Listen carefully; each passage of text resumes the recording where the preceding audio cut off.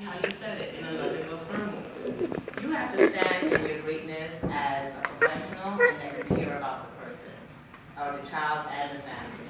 So the same exact way, and I always tell people, sometimes you don't want to sugarcoat things for people. Sometimes you have to be direct.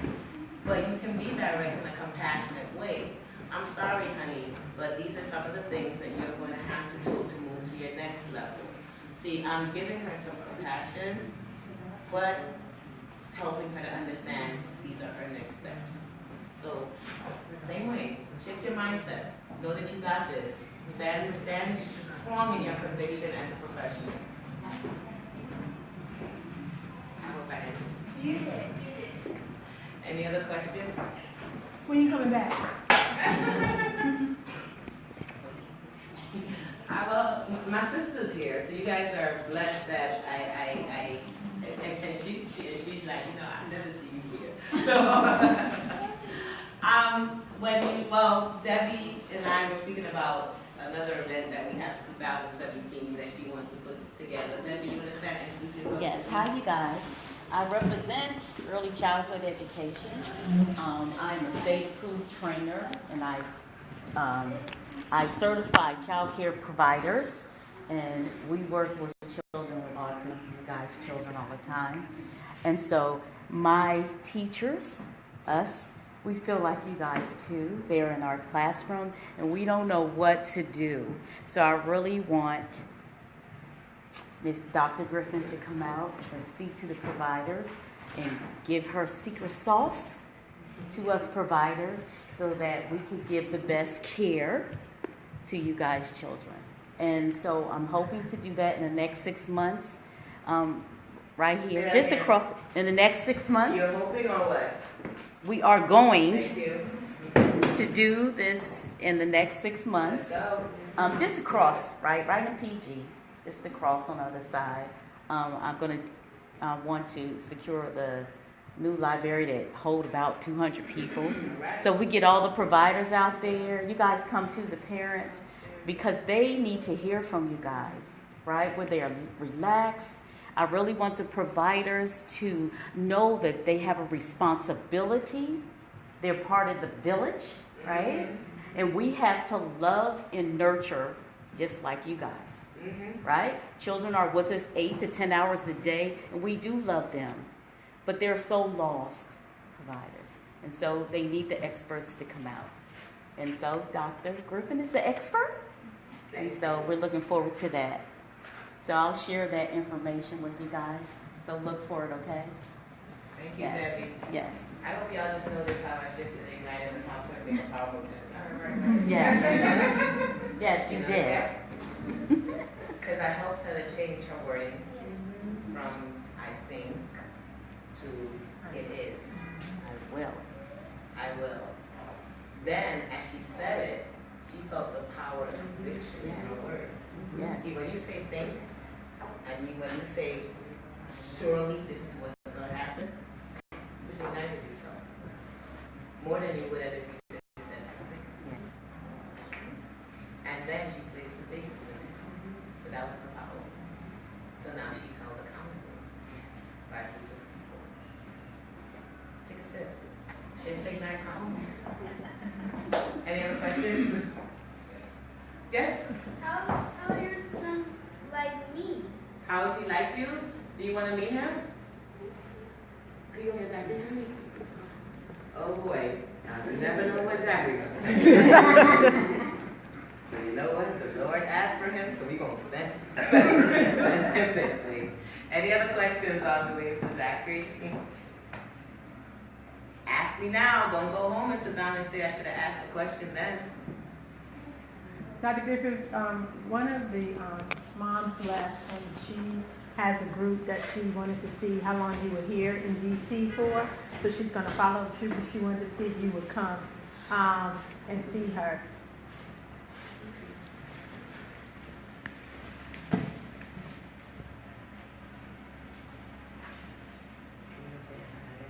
Hi everyone. Hi, Zachary. Zachary. My name is Zach. Anything you want to tell me? My name is Zachary. And I also have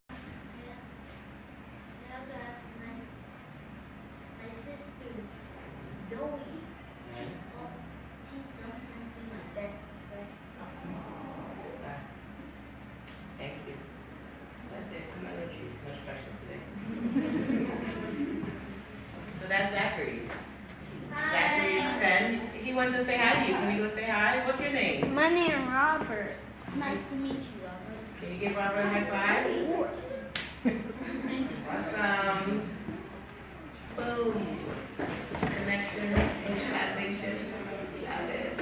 Yes. This is why I do what I do. Honestly. Zachary, actually, nice to meet you. How much older the age difference between Zachary and Zoe? And Zoe?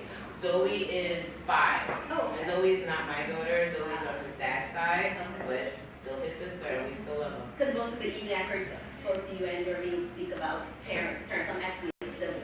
And so when we talk about the why, for me, my story comes from a place of fear and understanding that at some point I'll be responsible or have a role in helping my brother with whatever the next phase is for his life. And so with that, a lot of what you spoke to this evening, my 2016 hashtag was 2016 Unleashed because 2015 I was broke. And I don't know what that 2017 is going to look like, but I think it's Ignite, it's Boss Lady, it's so many different things because Georgina and Michelle definitely know my story, and I don't need to bore you guys with it, but clearly I definitely began this transformation that I need to begin taking a look myself and be able to do the things that I need to do to help not only myself grow, but to do the things to help my brother and my family. So 2006-17 is a year of transformation. You decide. You claim your year. I've been writing myself. Write down a whole bunch and then tell me Yeah. before you leave what you claim it at. I want you to have a definitive place when you leave here. To answer that, Mom, I leave on Sunday. We can talk and see if it can be done this trip or if we can just plan another date for 2017, maybe earlier in 2017. My sister's smiling because that means I got to come back here and visit again. And brother-in-law, you got an extra routine. But yeah, we can put something together. I know you said that you were a professional here in DC. I know Dr. Griffith on a personal level, and as I shared with her, I reached out to her recently. My son was with ADHD, also about a family member who potentially has some of the signs. But does anyone else, as you all as professionals, do you find that the tools are transferable as far as being an advocate for your child? Like my child just started kindergarten.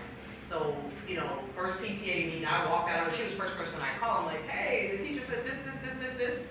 I rushed him up to Kennedy Krieger, which had been following him since he was a preemie. And a lot of the tools and tips that she gave me, even though I know you focus and specialize in autism, they were very transferable. And I don't know if anyone else has found that as well, as far as, okay, breathe. Yes, they may have said it's ADHD. This is what the school system can and should do as far as a 504 plan. Is it this? Is it that? Is it this? Is it that? Has anyone else got that experience? I think all of us have, actually. Our kids, whether, I feel like this, speech services, occupational therapy, physical therapy, it's not speech services just for autism, it's not occupational services just for autism. You're an occupational therapist for all that need services. You're a speech pathologist for all that need services. It's just how people kind of define it, but it doesn't make a difference. I mean, with my son having 2 diagnoses of Down syndrome and autism, there's also ADHD, there's also, he has some vision issues and so forth and so on, but his speech services, his physical activity and all of those different things that, services that he gets in ABA and everything like that, they're all tailored for whatever he needs. I don't go to, a speech pathologist just for autism, Down syndrome, ADHD, and all like that. So they are transferable. I mean, development for a child is straight development for a child, whether you talk at 6 months, sit up at 6 months or not, it's still development and it's still, it goes for every child or whatever the case may be. So here's the beauty about this book, and I keep telling people, yes, it says a journey to autism acceptance, but every single parent that I read this book call me back and say, this book isn't only for kids on the spectrum. You can do this with our kids too. Yeah, it's my story. But the tips inside, you actually can do it with any person that you interact with. So for the holidays, don't only think that it's only, well, I don't know anyone with autism, so I don't need the book. Read the book. And, or then gift the book to someone else, because there's a mom out there that needs to know that they need to shift their mindset, because I give 10 tips on how to move in their journey. It says towards autism acceptance. But then the tips also help you with how to listen, how to connect with your child. It gives you some strategies on going big, whatever you do, zestful living, taking care of yourself. The last one, you are not alone on this journey. Every mom has read this. Even the person who's helping me with the video series. She was like, I'm creating this stuff for the video series, and when did I use some of the tips that you put in the book with my son? And then all of a sudden, the following week, we're just connecting more. I'm not giving you it as a gift. I put it in here. It's not a long book neither. I made sure to make it nice and short, because even my attention span is short. So I want to finish it in an hour and a half. I want to go straight to the meat and the potatoes. So I give you the meat and the potatoes at the end. If you don't want to see my journey, fine, I don't care. I'll take it personal. It's okay. You'll get back to the journey. But you have the 10 tips in the book. Go in there, practice it, use it. I promise you, you will see a difference in how you interact. Because in my profession, it's just universal. Development is really just universal. And every single child has special needs. Thank you. Say it again. Every child. Not even child, Every person. Yes. And I say that to the staff. All of us. Yes, we're all different. And development is development. Now, where you are on a spectrum, right? Teachers are prepared for average, above, below, and every other average you want to put in there, because children are different. The other thing that I wanted to, can you confirm, Ms. Dr. Griffin, that ADA and autism are classified as a social, so that's what they do have in common. They do, and that's probably why the tools work. Because I find in my profession that they work. The tools are universal. Shucks, I use the tools with adults. Yes, because the listening tool. All of the tools you can lose. The same thing which I spoke to you about, most of them are in the book.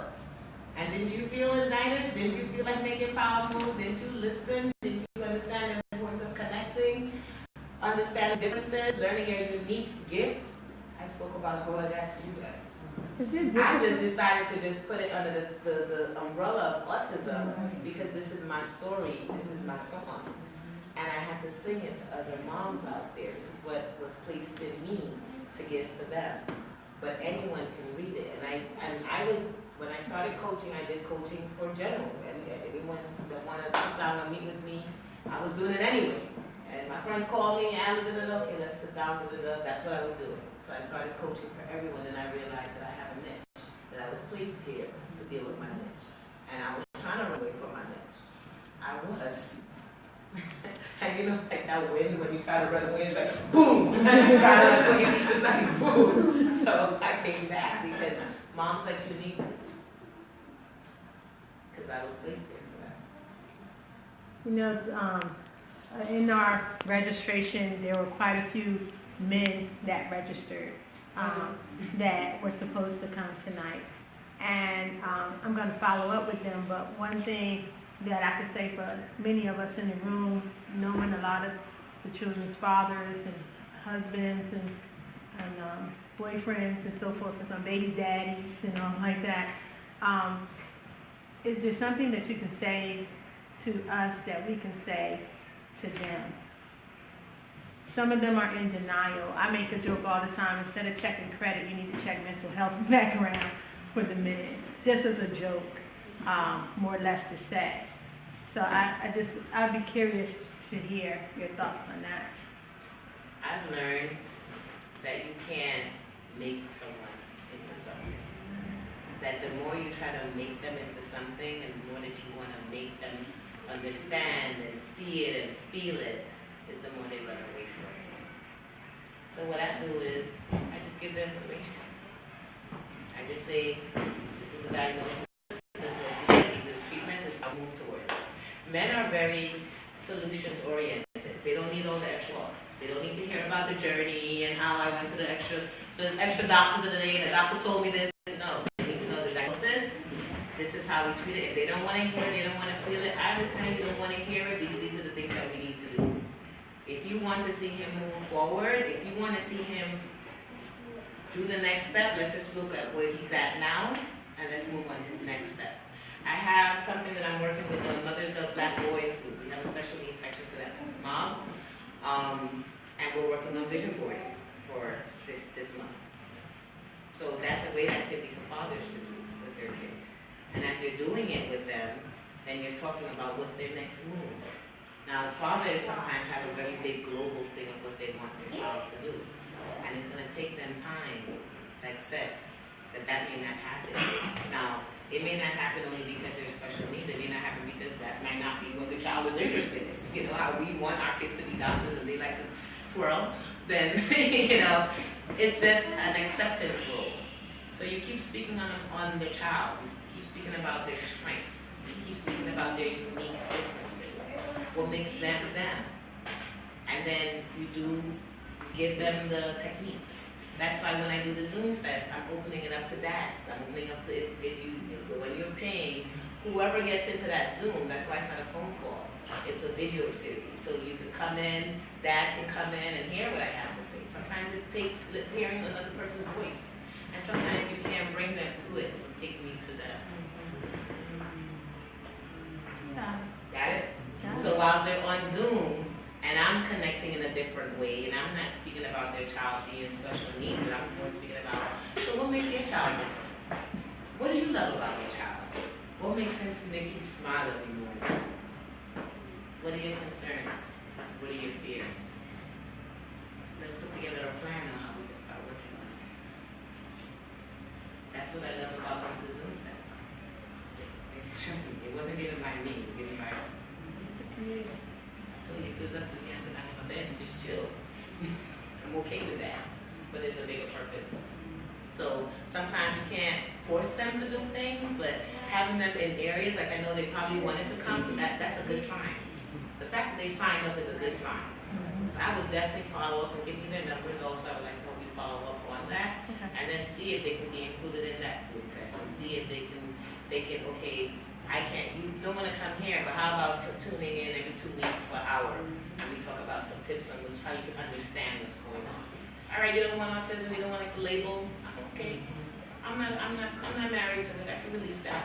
Let's talk about your child as an individual and what's his next step. What does 2017 look like? You'll see a small difference, then you start feeling okay. All right, I don't have to do everything. I don't have to think about 10 years from now. How about we just focus on 2017? And then the following year, how about we just focus on 2018? I'm sure that's going to be a big stress relief for them. Because they sit thinking about that 20 years from now. And they're forgetting to enjoy it right now. And then that disconnect happens. Yes? I have a question. It's not a personal question. I already know all your backstory. But my question is so I invited students here because of your background in speech and audiology. And can you speak a little bit about kind of how you fell into the field? I know you mentioned it before. And how did you get into the board education and kind of figure out, like, this is something that I enjoy? How were you exposed to that? Just for those who are interested in that field, and it's encouraging, and especially that you don't see a lot of us in that field. Good question. And you did ask me something about that before, so I'm glad you did come back up. Like I said, audiology was something different. Excuse me. When I started doing audiology classes, I started to learn more about speech pathology, and I started realizing, if you haven't noticed, I like to talk. I can talk here for like 2-3 hours if you let me. Thank God for my timekeeper who lets me know 5 minutes, 4 minutes, 3 minutes. So I realized that that was a gift. That at a young age, that I've always liked engaging with people. I always said I want to do something with people. Now, going into speech pathology is not easy. It is not easy. It's a very competitive field. Thank you, I love you. it's a very competitive field. So you're gonna have to study real hard. And you're gonna have to do something that makes you different than anyone else that's applying to the program. Besides just being. So, what does that look like? You can come and volunteer to Still Smart Kids. You can go and help out with any organization. You can give up your time, show that you're doing something exceptional. So when you apply to the program, besides your academics, you're also showing that I'm a well-rounded individual. I'm not just doing the academic aspect, I'm living it. That's, to me, what makes anyone stand out. I was fortunate that I worked with Hetty before applying to speech therapy and audiology. So I had a background already working with individuals with special needs. And I think that's what holds me, besides my charming character. But I think that's what holds me. Now, the Department of Education, I did not want to work with the Department of Education. I hope this is still a live stream. Tanya, I told you 10 minutes. Because I'm about to talk about my mama.